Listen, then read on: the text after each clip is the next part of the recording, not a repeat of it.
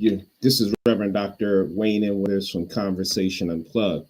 We are, how you say, we are expanding our radio show to a podcast, and now we're in a virtual space, and we received a tremendous amount of response from our interviews on WWDB 860 AM that we're going to continue the conversation in regards to how we're going to unplug to educate, inform, and inspire.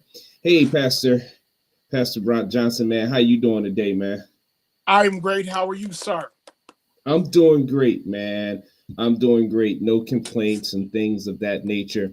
It's normally it's a little bit unusual right now because we're normally broadcasting from a different space and a different place on an AM radio station, but we're expanding our reach and everything. So definitely this is a great opportunity to really, how can you say, expand the brand of Conversation Unplugged. Any inspirational thoughts before we get into the subject matter today?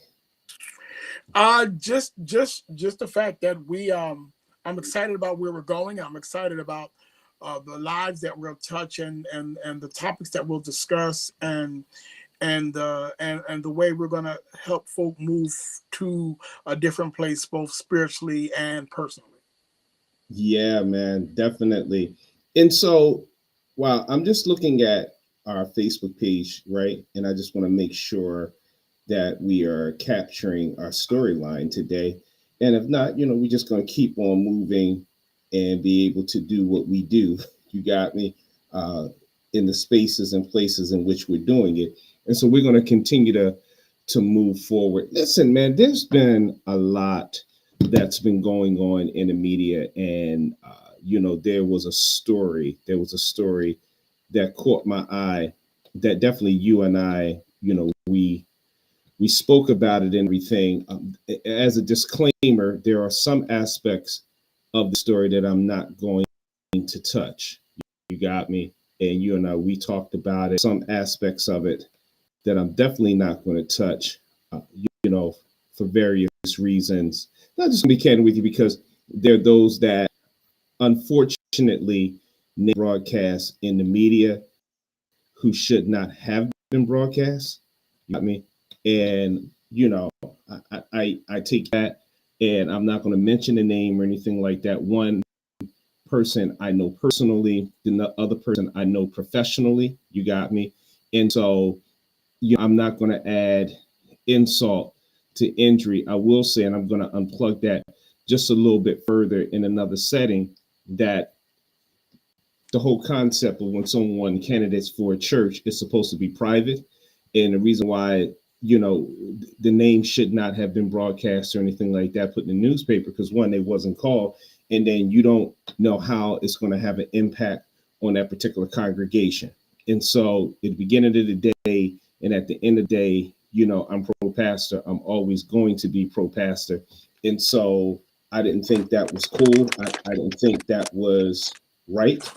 And so because of that, I'm not going to mention anybody's name or anything like that to protect the privacy of those who indirectly is involved because of the nature of the situation. And so I sound like I'm like incoherent and everything. I'm like juggling a couple of things at the same time and want to make sure that, I get this particular story in the place where it should be.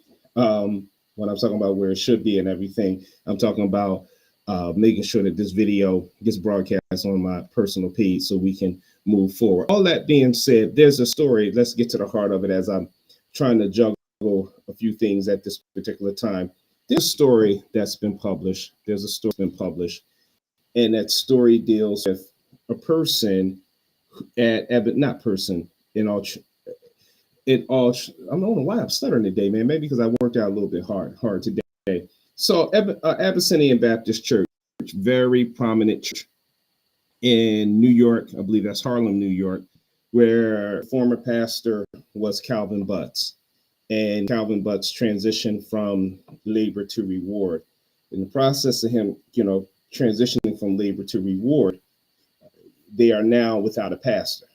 And so with them being out of pastor and everything, now they are in a position to call a pastor. You got me? And so there are candidates that are lined up in order for them to call a pastor. And this one particular person, her name is Reverend Dr. Ebony Marshall Turman. Now, I've heard her preach in 2010 at Ebenezer Baptist Church in Atlanta, Georgia. It was on a civil rights trip where, we went from Philadelphia to Memphis to Birmingham, from Birmingham to Alabama, from Birmingham to Atlanta. And so, I'm quite familiar with her preaching, and I've been looking at her journey from, her academic, journey and everything, especially, I know at one time she had to stop at Duke University Divinity School, where I am an alum of Duke University Divinity School, and things of that nature. So all that being said, she is a candidate, or was a candidate, for Abyssinian Baptist Church. When they narrowed it down to the finalists, she wasn't one of the finalists. And when she wasn't one of the finalists, then a lawsuit emerged. And the lawsuit that emerges basically says, and it's been reported in CNN, the AP News, etc., historic Black Baptist church sued by a woman who says that she wasn't hired as senior pastor due to gender discrimination.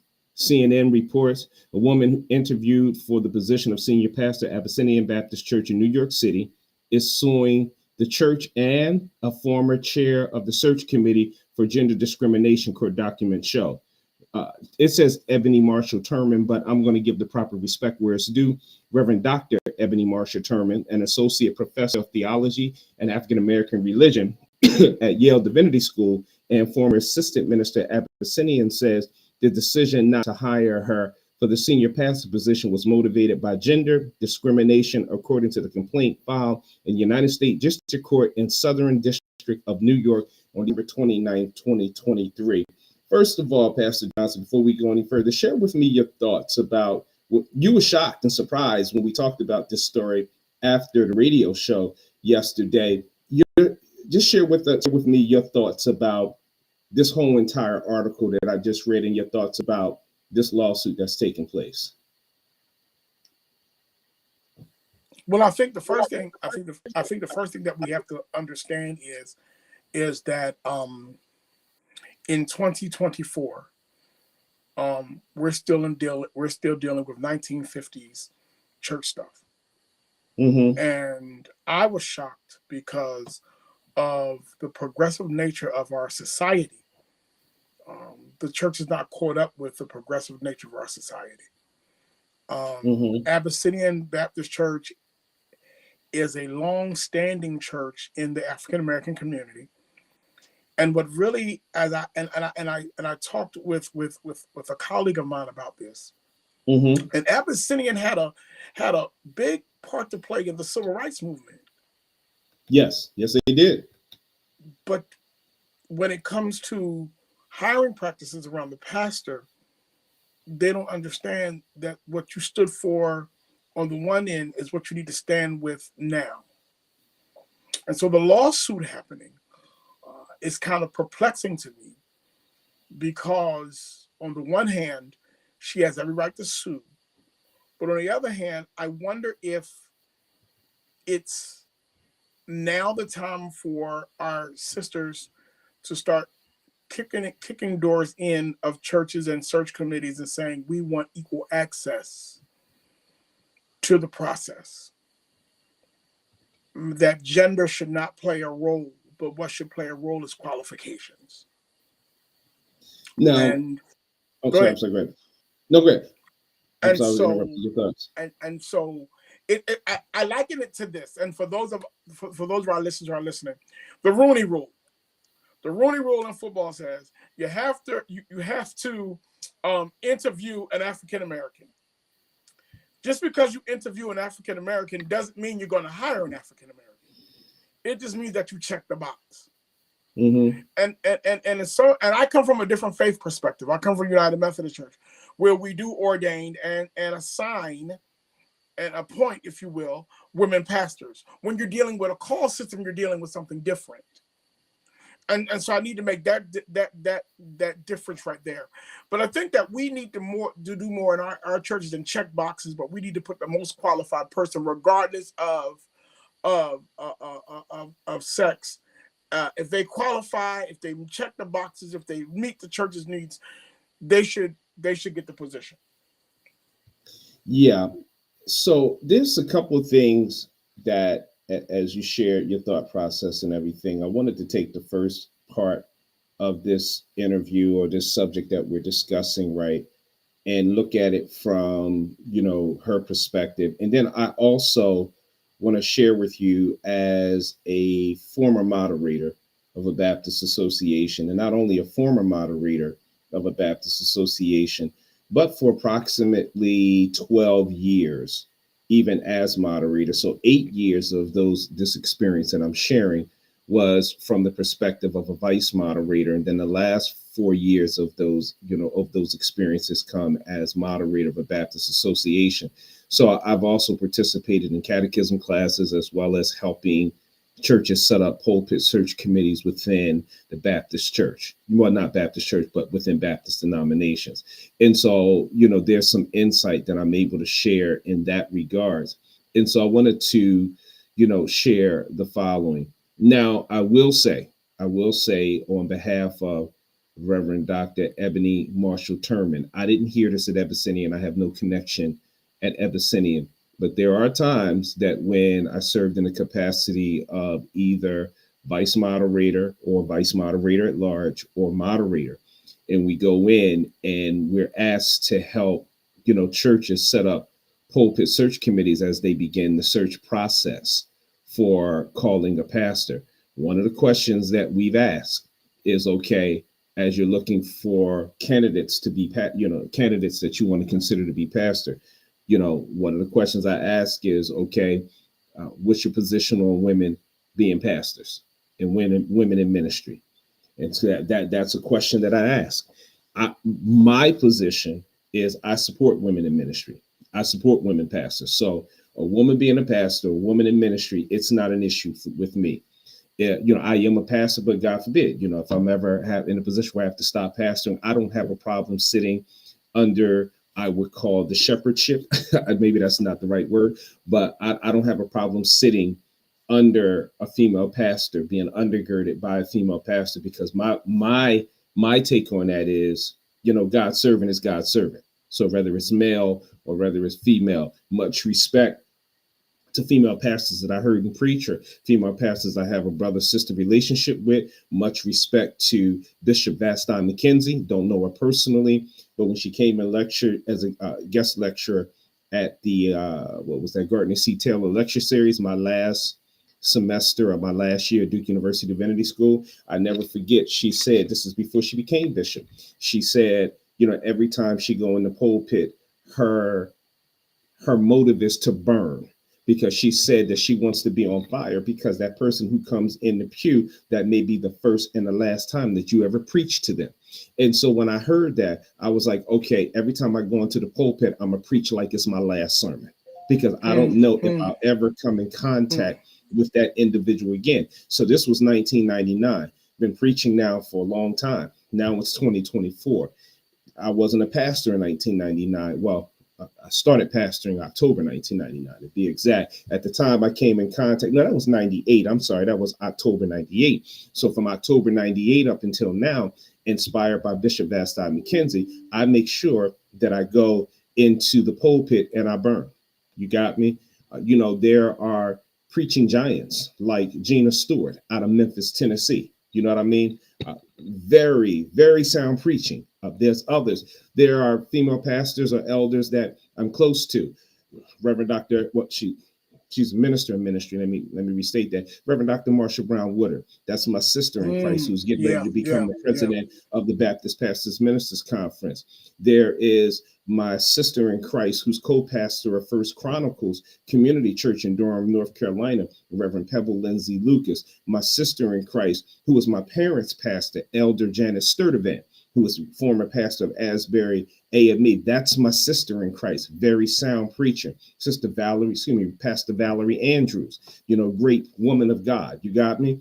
These are women that I've established relationship with. I can't forget, we've been close. She's your sorority sister. Her name is Reverend Carla Brown, to be exact. She's at Arch Street Presbyterian Church. She's an AKA when we were teaching at Cut/Lancaster Bible College. She was always get on me because my wife is her sorority sister. Are you taking care of my sister? Very sound individual when it comes to sound theologically, sound when it comes to preaching, etc.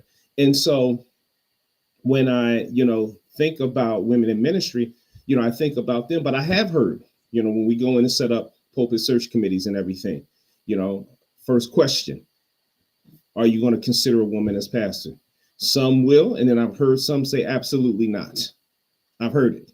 You got me. I'm not saying this in Abyssinian's case because I'm gonna give the flip side on in the next 15 minutes from the church perspective side. So I'm not here to say Abyssinian is wrong. I'm here to give a perspective of various lens. So I'm looking at it through Reverend Dr. Ebony Marsha Terman's position, and then I want to look at it through the lens of Abyssinian Baptist Church. Yeah, and all of this is theory and not fact. But I have to also say that when we set up pulpit search committees, that's not the only question that's asked. There's a whole array of questions. And so I've heard, I don't want a woman as pastor.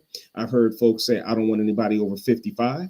I heard some folks say, I don't want a person who's divorced. Some say, I don't want somebody younger than boom, boom, boom. You got me. I don't want somebody who's single to be pastor. So there's a whole bunch of idiosyncrasies that go into setting up a pulpit search committee and also setting the stage for them to determine, who they're going to call to be their pastor. You got me? And so when I heard her say in this narrative that from the research that was done, that, someone said, there won't be a female pastor over my dead body. I can say this in a pastoral setting when I was entertaining the idea, and this was early stage of pastoral setting, of ordaining women to become deacons. I heard an older deacon say, over my dead body. I've heard that statement. But the statement doesn't represent the whole entire church, because what people have to understand is in the Baptist church, let me make this clear, in the Baptist church, unlike United Methodist and AME, we are autonomous. And I don't like to say final say, because from a Baptist perspective, there are some in the Baptist denomination, parishioners and leaders has tried to take this and try to flex their muscles to try to stop God's vision and ministry from going forth. But everything is affirmed by the congregation. So you can have candidate A, candidate B, but it's affirmed by the congregation. So if there's a candidate that didn't make it to the final process and the congregation says, no, we would like that person to go through why hasn't this person made it through the final process? That question can be raised at the floor of the congregation, because again, we don't have a bishop that has authority over us to appoint or remove someone out of a congregation. That person, the congregation can affirm whether they green light this candidate or not green light this candidate. You got me? And so I've read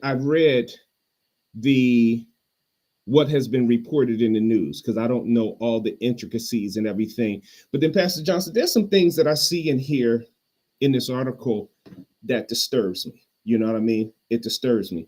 And what I'm getting ready to say, it doesn't take from Reverend, Ebony Marshall Terman. It doesn't take, I'm not taking away from that, but there's a lot of things that disturb me. And if I can make the shift and go from, the congregation's perspective and everything, here's problem number one. Somehow along the line, there's been some information, the way it's coming across in this article. This is theory for me and not fact. So it's theory and not fact. There's a possibility that there was some communication from the pulpit search committee to the candidate, and that shouldn't happen. But it does happen, but it shouldn't happen, should not happen. And I'm not saying this is a case, I'm just reading from these articles. So there's the spoken and the unspoken. When there's one part of the article that says, I don't know if it was said to her directly, not over my dead body or etc. But, when the person didn't make the, well, let me backtrack. It says here, gender discrimination motivated by the decision not to hire, a fact discussed openly during meetings of the committee. So this is where my antenna comes up. So when I'm looking at this article, because this is on various news sources, actually, this was written by Rashad Grove. Rashad Grove is a pastor in Montgomery County, Pennsylvania, Wayne, Pennsylvania to be exact. First Baptist Wayne. He wrote this article for BET. He's in the Philadelphia area. So when he wrote gender discrimination motivated by the decision not to hire, a fact discussed openly during meetings of the committee, let me stop right there. So whatever is discussed by the pulpit search committee stays in the pulpit search committee. So how Yes. does a Yeah. candidate, you got me? How does a candidate who is candidating to become pastor of a church get this information? Someone on the pulpit committee, someone on the search committee did not agree with whatever was said in the committee, and probably uh, figured out that, and I don't know, that she probably was one of the top candidates that needed to be considered. But because of the makeup of the committee and the way that they thought about the process and not having a woman, she was not considered because of her gender, Mm-hmm. not because she Mm-hmm. wasn't qualified, but because that's the way that's the way that the stronger members of the committee went. Mm-hmm. And they went back and said something to her and said, listen, you were the most qualified, but you didn't get it because you're a woman. And Yeah. they did Or that, and they did that by they just said, I need to be anonymous, or it could have been somebody who wanted to flaunt it in her face that you're not going to get it because you're a woman. it also could be, in all fairness, it wasn't even a whole committee. It only takes one or Mm, two. It's in situations like that. I remember. So, man, one of the churches I was called to, no, first church I was called to. Let me be specific. And I almost pulled out. You got me. I almost pulled out from the whole calling process because there was a disturbance over my name being brought forward to be called. And the disturbance was that related to the fact that not me doing anything immoral or anything of that nature, that there was a certain group that wanted me. And so when a certain group wanted me, they were like one of the dominant factors in the church. And so those who wasn't part of the group that wanted me felt that if that group got me as their pastor, that basically that they would have power. And so they decided that they wanted to get another candidate, right? mm-hmm, That would be favorable to them, that would usurp the power that they felt this particular group was trying to have or trying to obtain. So mm-hmm. now you got a divide in the church, and all of these mechanisms are being put up to stop my calling from becoming pastor of this particular church. Now, let me set the stage of why I'm sharing this story. Now I'm getting telephone calls at the house. Mm, Yeah, yeah. Now I'm getting calls at the house from folks from the pulpit search committee.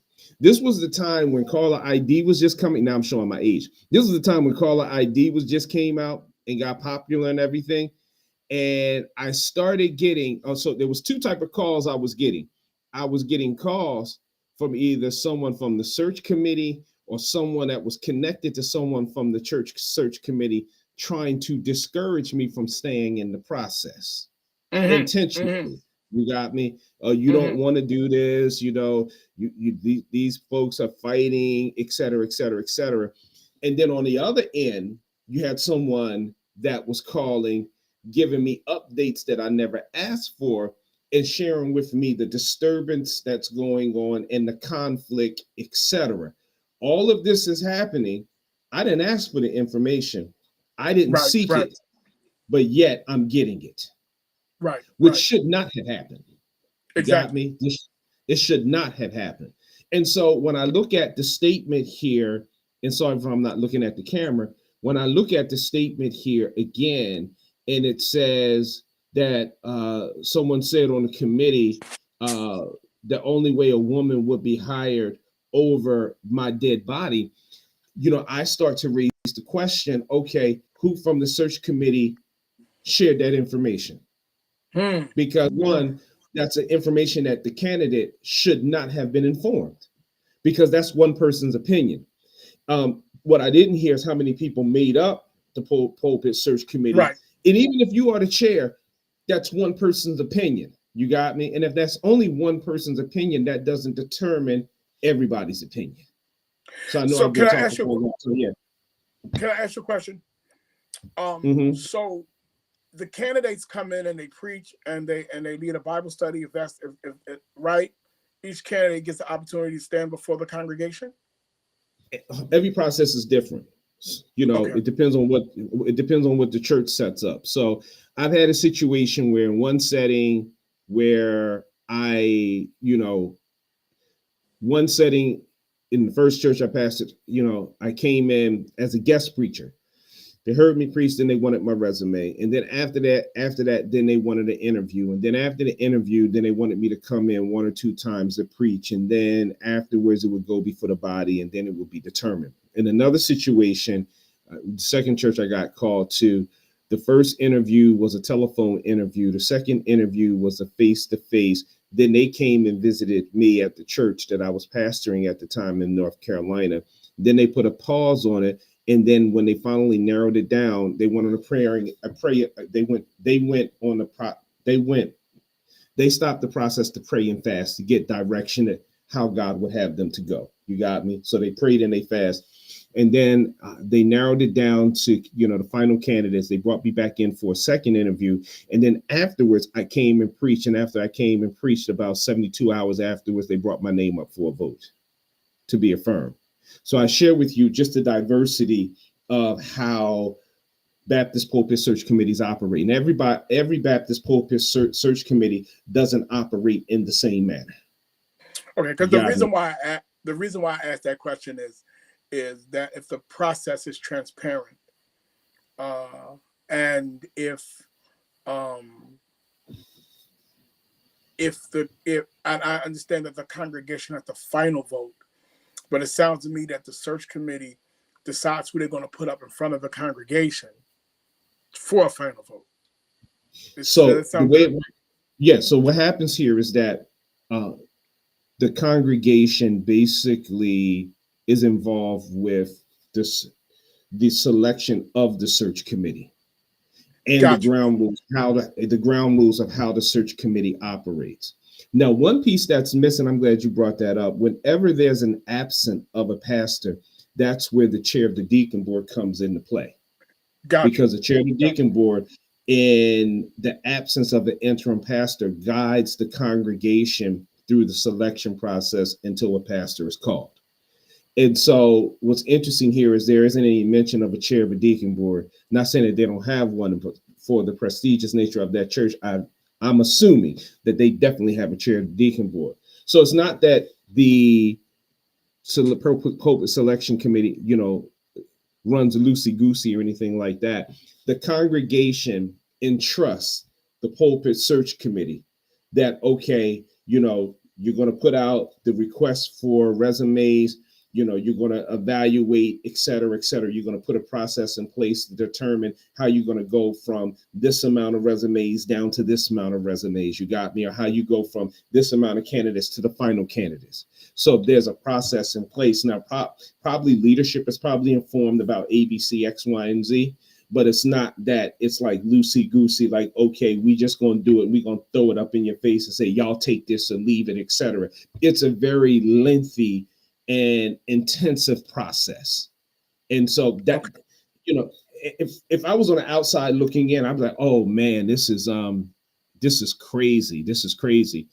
If I want to make the shift here, now what bothers me here is on one article that I read is when they listed two of the candidates. Now they said there's 11 final. So it's 11.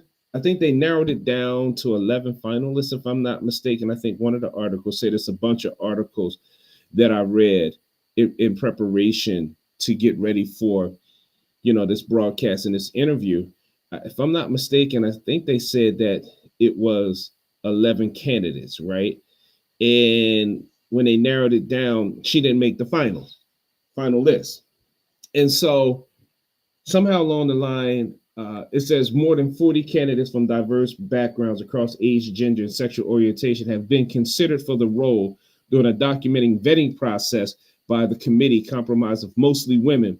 The committee published the criteria and requirements as part of the job posting to which. Say that again. That the majority of, You said the majority of the candidates were women? No, the majority on the committee. Oh, the majority on the committee. On the committee are women. Yeah, the majority on the committee is women. Right. And so somehow it went from over 40 candidates to now I think they narrowed it down to maybe 11, if I'm not mistaken. And then in one article that was also published in the local paper, which I didn't think was right, but when I came across this on Sunday before it hits the local paper and everything, they narrowed it down to, they said 11, but out of the 11, they printed 2 of the candidates' name. So let me give you some insight here why I have a problem with those candidates' name being mentioned. So let me share with you a story, Pastor Johnson. So when I pastored in Durham, North Carolina, right? But after 18 months, I was like, I need to go. You know what I mean? I literally was like, I need to go. And so what I did was there was a church that I was a candidate for when I was in seminary, and I didn't get it.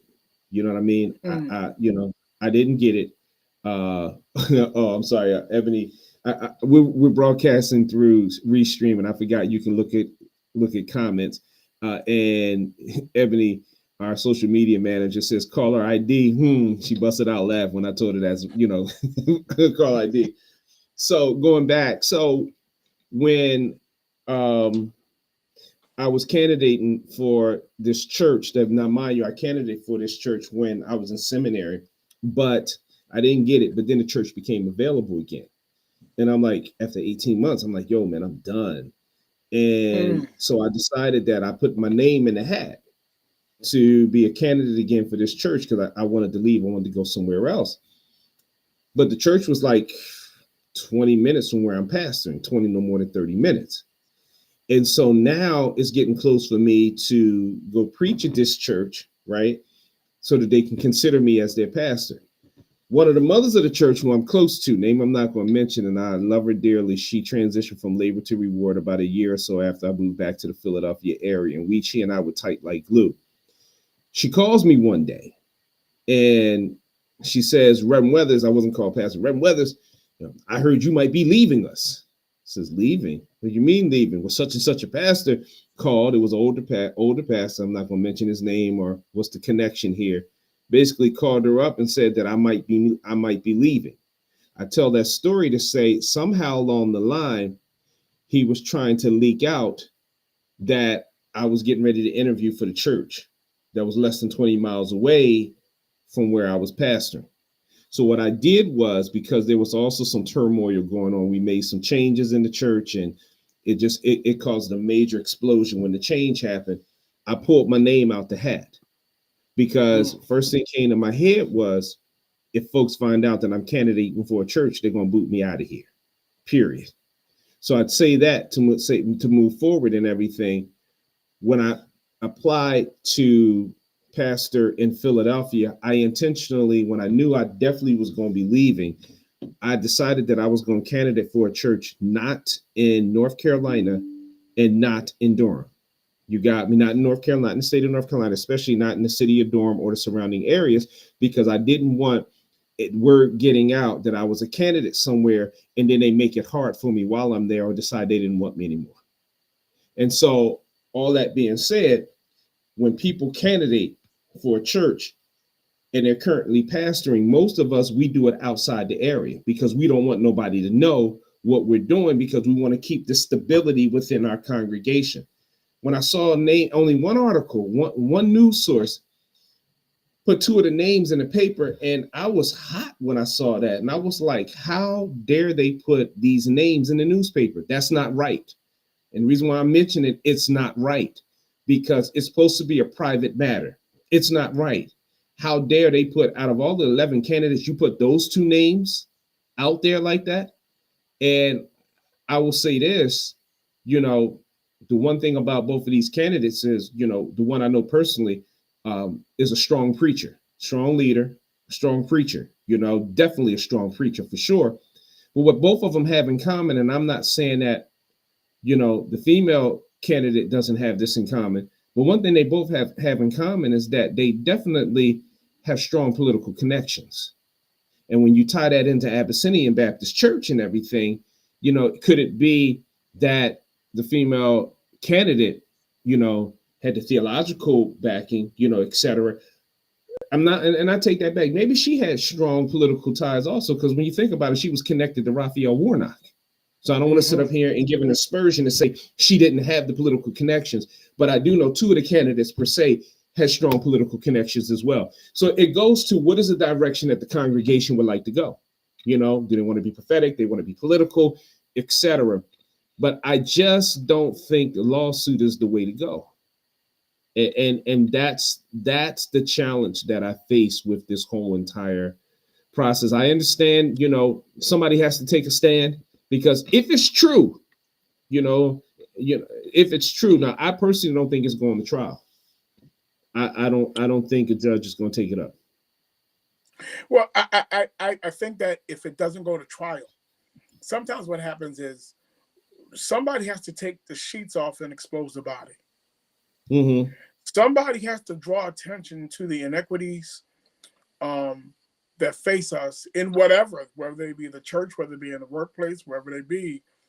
Um, we have a congregation that is 80%, 90% female, but a female can't be the pastor of the church.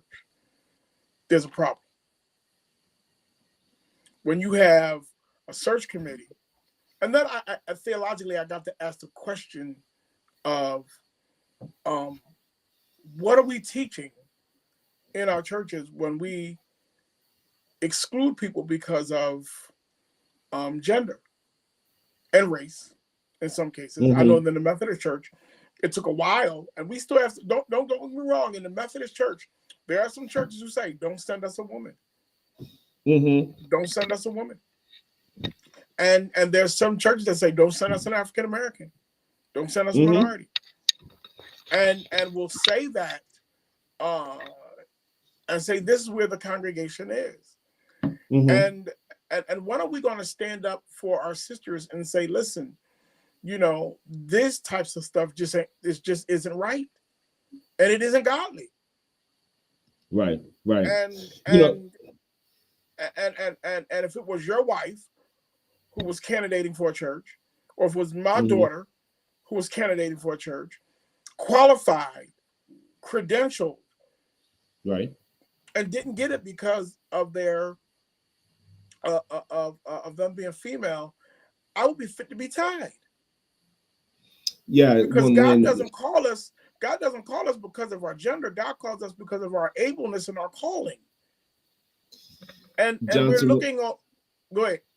no, Johnson, no, because we get caught up into, so here it is, right? You know where I'm going, because you and I, we've had this conversation. So we are products of racism, right? From one culture that will discriminate us because against us because of the color of our skin. And then in return, we take the practices of racism and then we practice it on each other. And so if we're not practicing classism on each other, then we practice, let's call it for what it is, skinism on each other. What is skinism? That's just a word I just made up. Skinism is then we start to, how can you say it, discriminate amongst each other, whether you're light skin, dark skin, brown skin, etc. So then we go through the skinism, and then we go through the sexism. You got me? And the sexism is, and even in the church, the sexism is, you know, I'm not going to have a woman over me as pastor. And I'm gonna get real with you. Sometimes some of the greatest critics of women, not greatest critics, says that the large amount of voices about women not being pastors, sometimes it's not men. It's women, It's right? women, it's women It's themselves. women. It's women. And that's not taken away from me, because there's some men that just flat out will not have a woman as pastor. I remember the church that I left and everything. This is not reflective of the church that I left, but I always tell the story. I never forget. It was an early stage of the pastorate there. One of the secretaries, who was secretary at the time, not at the time I left, I was off this particular Friday, and I got a call. And the call said, the secretary called and said, "Hey, this particular chair of the deacon board called and wanted to know, could any of our associate ministers come over, be invited to preach, because we're in the process of looking for a pastor." I said, "Sure, tell them no problem. You can invite our associate ministers." And then I hung up, and then I called the right back, and I says, "Okay." I says, "Find out from that particular chair of the deacon board, understand that half of my minister, not mine, it's not mine, but half of the ministerial staff at the time were female." And I said, "So find out, do they embrace female preachers?" And so she called me back, and Deacon's exact words were, I forget the name of the church, "Oh, we don't have that mess here." And so I said to her, I said, "You call that chair of the deacon board back, and you tell that chair, if he cannot accept women as preachers, that he can't have any of the men." Dr. Weathers, the reason why some of our communities are messed up is because our churches are messed up. Mm-hmm. And the reason why we're having so many issues sometimes around the fact that we can't lead our communities as the church is because we can't lead our congregations, and our congregations can't be the leaders within their own right. Mm-hmm. And for the fact that my sister is suing, this probably would have went by the wayside.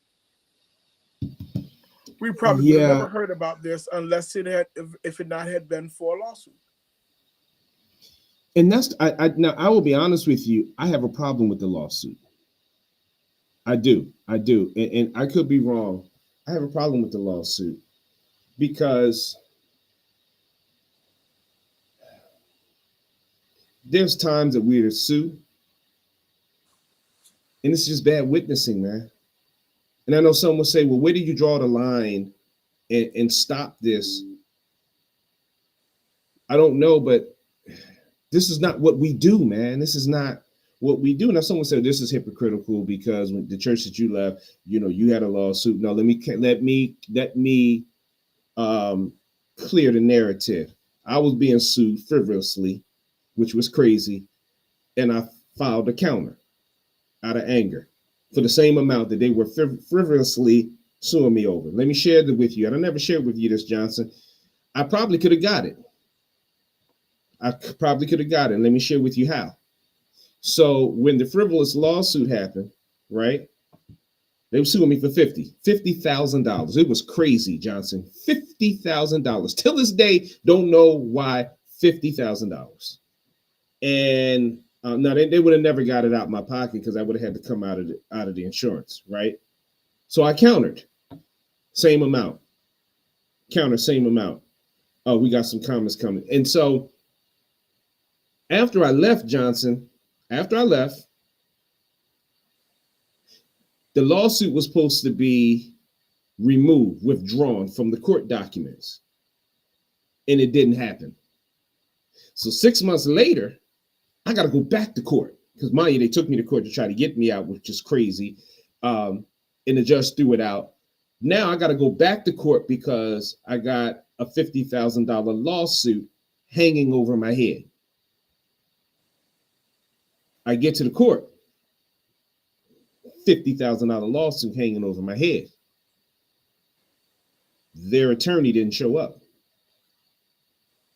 Neither did anybody from the congregation, because I don't believe the whole entire congregation even knew what was going on. They heard the rumors, but didn't know the implication. So I got a $50,000 lawsuit over my head. There's a $50,000 counter, I show up to court and they didn't show up. What do you think could have happened? The lawyer was already in the process of getting the case dismissed, but when they did not show up, that opened the door for me to go for it. But I didn't. You got me? I didn't. I did not. Because that's not how we as God's people handle our business. And I personally would not want to pastor a church that didn't want me. Because one article said that the lawsuit said that not only was they suing for damages and everything, but to be instated as installed as pastor. Reverend Benita Weathers, my wife, says the following: I think the biggest concern is the impact of suing the church on the kingdom. Scripture teaches us otherwise to handle our disagreement within the church. 1 Corinthians chapter 6, verses 1-8. I know I've been doing a lot of talking, Pastor John. Share with me your thoughts, man.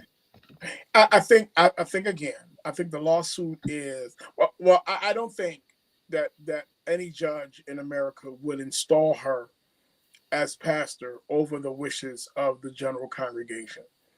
I think that what the judge would say is that she needs to be on the list. As you were talking and I was looking at one of the articles, it's sort of like saying to Donald Trump that you left him off the ballot, put him back on and let the people decide. You know, we can't make him president. Put him on the ballot and let the people decide. And let it go as that.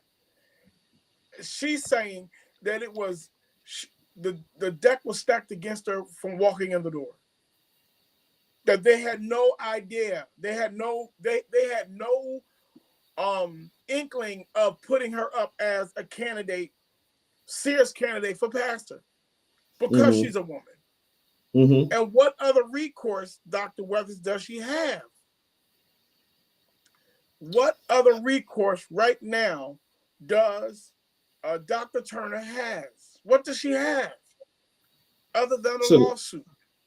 The flip side of that is, so what we have to understand is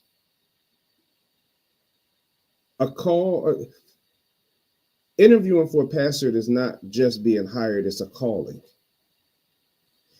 And in that calling, if they don't embrace you, you shake the dust off your feet and keep moving.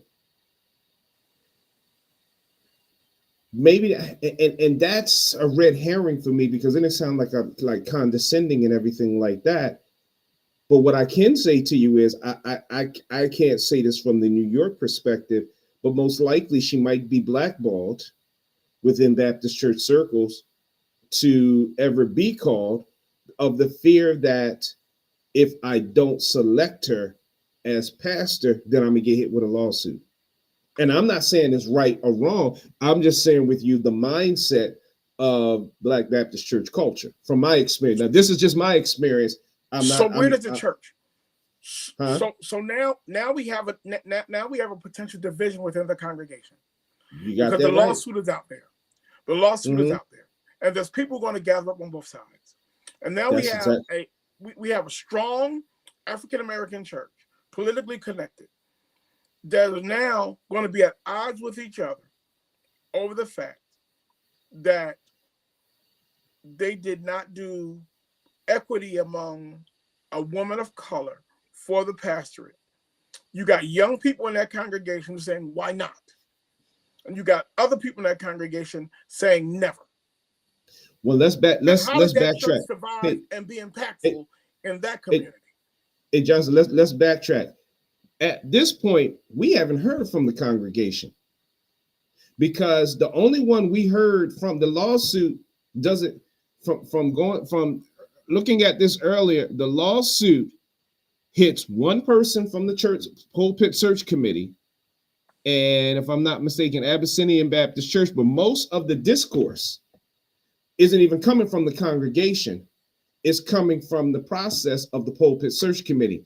And so what we're dealing with is, this is alleged until it's proven. You got me? This is alleged until it's proven. You and I being pastors, we know that what is alleged opens up a can of worms for people to Mm-hmm. line up on either side. Yeah. Now, I'm looking at it from the standpoint of saying, as a congregation, as a church, this has the potential to impact, split, Yeah. and cause all Mm-hmm. sorts of issues. And then you have the naming of pastors that's going to cause ruckus in other congregations. Now, well, let's add. Let So me you add to have a what you said. mess. You have Right. a No, no. Let me mess add. any Let way me you add look to at it. what you just. Let me add to what you just said. Not only a ruckus within other congregations, but if one of those names is called, Come on. you got me, huh? Yeah. Yeah. If one of Yeah. those names is called, so now you have a ruckus in the congregation that they're pastoring. But then if their name is called, then you got a ruckus and a divide possibly within the congregation because their names was leaked out there. And so this is where I get a little animated about this. That is Mm-hmm. insensitive, and that should have never happened. It So should do have I withdraw? never should have never happened. So do I withdraw my name? Is the right thing to do for me to withdraw my name, or do I make a response to say I will only come with X% of the vote? So if you can't give me 80% of the vote, I don't want it. So let me backtrack and share with you what my father-in-law said to me. And my wife chimes in, even if the courts allow her to take the pulpit, she has likely already lost the congregation. It would be very difficult for her to lead effectively. So you go back and say, should they withdraw the name? She's exactly right. She's exactly right. Yeah. So you ask, should they withdraw the name? Let me go back, and I'm not being subjective. Let me go back to my experience, and I'm laughing for a reason, because my father-in-law had always had humdingers and always had stuff to make you think. So now I'm getting these calls, right, about the craziness that was going on at the church that I was candidating for. I end up pastoring that church and everything, but I'm hearing all of the negative stuff that's going on. And I made a decision. And I said, I'm done. I'm taking my name out the hat. Those folks is crazy. And I am not going. I said it, man. I said, when folks is crazy, and they're not. I'm not demeaning them. I'm sharing with you my thought process to build up to how my father-in-law checked me. I said, when folks is crazy, they fighting. And you don't understand what I was going through mentally, because I felt my name was at the center of the controversy. So I'm feeling like if my name isn't at the center, they wouldn't be at each other's throat. So now I'm feeling guilt, right? I'm feeling guilt because I'm like, how could my name, me getting support to be pastor of this congregation, they're all fighting because there's one group that doesn't want me, there's one group that does, and they fighting because the group that wants me is fighting to get in. And then when I got in, some of them turned on me. That's a whole nother story. But I get in, right? That's a whole nother story. That's a whole nother story and a whole nother conversation. And so you got one group that's fighting for me to get in, and another group that's fighting for me not to get in. And so I'm feeling the tension because I'm like, yo, they crazy. I'm out of here. I have low, I have low tolerance for nonsense. So I needed somebody to sign off on what I was getting ready to do. So I called my father-in-law, let's say law, but my father-in-law. And I gave him the whole narrative. Dad, these folks is crazy. They fighting, over my calling. They at each other's throat. Some of them literally had a fisticuff. That's what's coming back to me. I don't know if it's true enough. They tell me literally had a fisticuff over my calling. My father-in-law listened very tentatively. And then he said the following. He says, Wayne, on the phone, I'm in North Carolina. His exact words was, Wayne, the church is full of sinners. And if the church was not full of sinners, there would be no need for you and I. Man, I was mad when he said that. Man, I was PO'd Because I wanted Pop Johnson to say, "You're right, Wayne. Take your name out the hat. There are other churches, not Mm-hmm. only in North Carolina, but throughout the country. Don't limit Mm-hmm. yourself there. Go ahead and put your resume in and let your gifts be used somewhere else." That's what I wanted him to say. Right, right. But he hit me with a right hook. Boom. And I tell that story to say, you asked, should they take their name out the hat? No. Well, let me Because say this. uh-huh. Let me say this. I think as I think about the lawsuit and I think about what she's going through, I think that's all she's really saying is level the playing field. All she's saying is give me a fair shot without any preconceived notions about my gender. Don't judge me on my gender, judge me on my calling, my gifts and graces and skills. Don't look at me as a female pastor. Look at me just as one who is candidating on the same playing field that you would any other person. So my counter to that would be there's a need to level the playing field, but there's not a need to scorch the earth to level the playing field. And what we see now is a lawsuit will not level the playing field. It's scorching the earth that will break off into pockets of divide. Well, maybe And it won't level the playing field for her, but maybe it may give pause for the next one. You understand what I'm saying? but then For the that next, comes in, yeah. go So ahead. then that comes into calling spiritual discernment to call compared to a secular process to hire. And that's when it comes to Baptist denomination, that is always a balancing act. How do I discern who God is calling compared to who should we hire? Because now it's like everybody gonna be on pins and needles. If a woman comes in and you don't hire her, am I going to get sued for gender discrimination? Which may not be the case. It may or it may not. It may be the case or it may not be the case. And I'm not here to take sides with Abyssinian, and I'm not here to take sides with, Reverend Dr. Ebony Marshall Turman. I know I don't know her personally, but Mm-hmm. what I've witnessed, her preaching at Ebenezer in Atlanta, Georgia, matriculation to Duke University Divinity School. I've been tracking her movement and everything because she's very, from a theological perspective, very impressive. And I was hoping she would get Abyssinian Baptist Church. When I heard that she was a candidate for Abyssinian, I was really hoping that she got it. I really Mm-hmm. was hoping that she would get called, but it didn't happen. I'm not going to say I didn't base it on gender or anything like that. I just was like, she didn't get it. But my attitude was when she didn't get it, I was like, somebody would pick her up. Somebody will call her. If it's not Abyssinian, it will be somewhere else. I'll close out by saying this is one-on-one. We had a great discussion. Uh, Sometimes God protects us from the doors that shut. Yes. Some of my Yes. Yes, some of my greatest blessings have occurred from shut doors, and it hurt. Hmm. Don't get me wrong, Hmm. dude. I'm not gonna sit up here and say I jumped up and down, shout hallelujah because doors were shut. There's some doors that's been shut, man, that hurt. But after the door shut, I realized sometimes my greatest blessings is from shut doors. Like case in point, uh, I was up for a political position, right? I was up for a political Hmm. position. I'm not gonna say which one. I was up for a political position, and I didn't get it. And then I got the rumor mill. And the rumor mill Hmm. I got was that you were qualified, but you were denied the position because of your age and because you were a pastor. Hmm. Well, yeah, Yeah. yeah, Yep.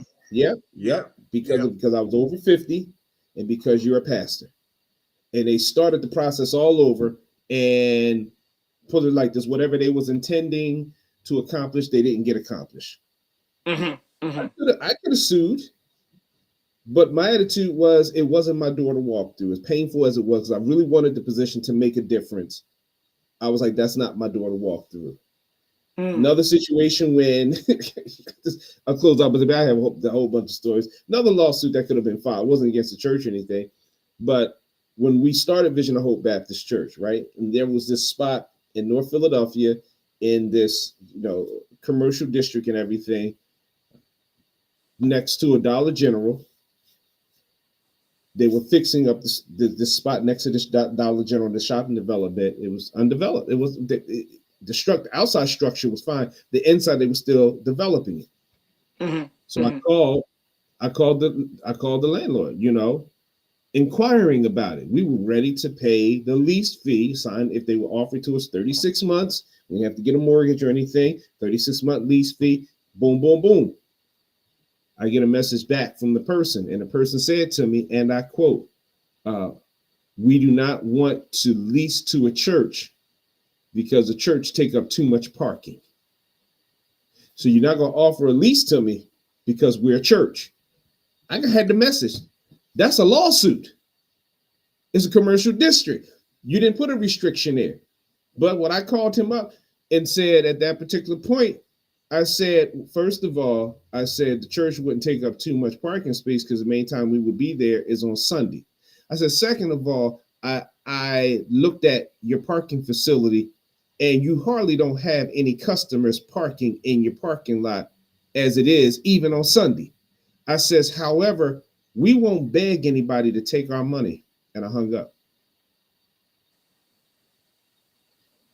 Could have sued, but I didn't. My attitude was, it just wasn't my door to walk through. My wife chimes in, yes, there are definitely blessings and shut doors.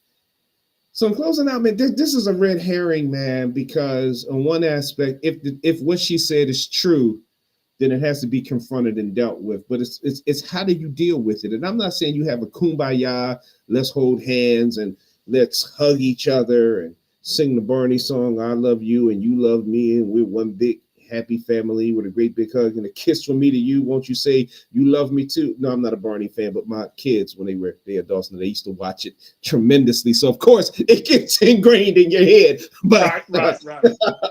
Yeah, I think this is going to be a moment where Abyssinians membership will have to take a long look at its own processes, yeah, and the people that they put in. And I think that if this does anything good, it begins to have the general membership to look at each other and say, hey, listen, was this godly and was this fair? Is this who we want to be? Do we want our name attached to this? Yeah. And that's a membership issue. Forget leadership. Mm-hmm. It's a membership issue. I'm talking about the folk who put the dollars in the plate and the people who do the ministry. They're going to look at this and say, hey, listen, this was not godly. This was not fair if it's all true. And we need to look at ourselves because now our name is sullied. And our reach has been a little bit diminished. And Yeah. that's not who God calls us to be after church. Just closing out a couple things, man. It's bad witnessing. Mm. When you got the AP News, CNN, BET, New York Times, New York Post, it's in the local New York news because I saw it. I looked at the video clip. There actually was a local news story in New York about it. Bad witnessing. You got me? Yeah. Bad witnessing. Even with my ordeal, the previous church where I left, the catastrophe that happened in my calling, what my adversaries at the time didn't know was I was planning to leave peacefully. When everything went down, so-called vote that wasn't legitimate, a lot of folks that they organized wasn't legitimate because they didn't follow the process.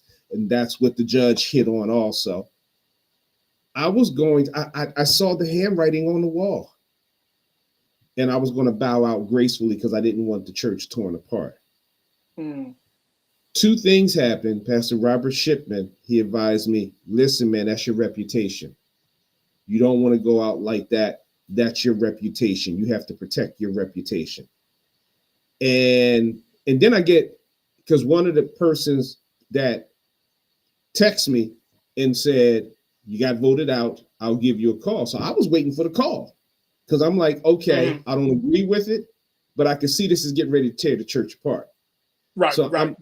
I'm gonna bow out gracefully. But then I get a nasty note under the door, a nasty note about you need to be gone and et cetera, and then something and blessings to you and your. It was very sarcastic. Blessings to you in your ministry, in your future ministry, like to say we're destroying you and there won't be a future ministry. And I still got it upstairs. I got the whole package of crap from that incident, and I'm not here to demonize. I'm here to share the narrative. And that's when I was like, no, I can't go out like this. I wasn't trying to like hold on to a position. Two reasons why I stayed. I stayed because one, I didn't hear God's calling to say go. I wanted to go. I didn't want to be in that mess. I wanted to go. I didn't hear God's calling to say go. But then two, I also was like, no, I can't go out like this because now the narrative is going to be created that I was terminated, which affects me in other churches that I would go. You got me? And so I hear the cat. So, but it does. I tell that story to say I was planning on leaving gracefully so that it wouldn't tear the church apart. But it, because of the action of others, it ended up tearing it apart. Well, not tearing it apart, but it created a rift. I'm not gonna say apart, but it created a rift. My wife says, "Oh, not the whole Barney song." Yeah, babe, the whole Barney song. Our kids are like 20. One is in her late 20s, one is in mid 20s, one is in the early 20s. But I still remember that Barney song because we would have to watch it every morning in North Carolina because we didn't have cable at the time. We couldn't afford cable with daycare and student loans and stuff. And amen. Yeah, Amen. it's bad. That's right. a subject we could talk about. It's bad when the daycare costs more than the mortgage. I'm not joking, dude. How many did you have in daycare at the same time?